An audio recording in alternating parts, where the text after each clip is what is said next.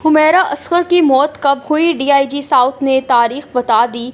Model और अदाकारा हुमैरा असगर की मौत से मुतालिक तहकीकात जारी हैं और डीआईजी साउथ ने इनकी मौत की मुमकिना तारीख भी बता दी।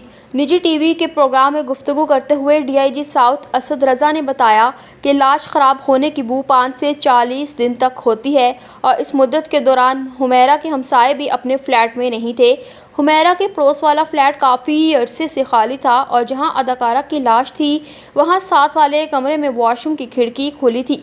हो सकता है कि खिड़की के जरिए लाश की बू बाहर निकलती रही हो।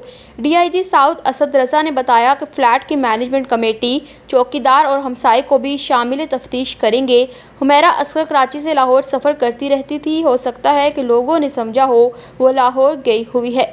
डीआईजी साउथ ने कहा कि हम समझते हैं 7 अक्टूबर 2024 को ये वाक़या पेश आया, जिसके 3 दिन बाद एक बार चौकीदार ने हुमैरा को फ़ोन भी किया जिसका जवाब नहीं आया।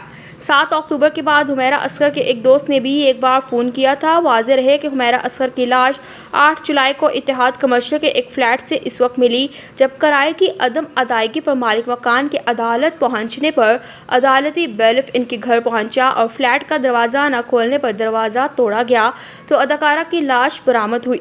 पोस्टमार्टम की इब्तदाई रिपोर्ट में बताया गया कि लाश डिकम्पोज के आखिरी स्टेज पर थी, जिसे देखकर अंदाज़ा किया जा सकता है कि अदाकारा की मौत तकरीबन 8 माह पुरानी है।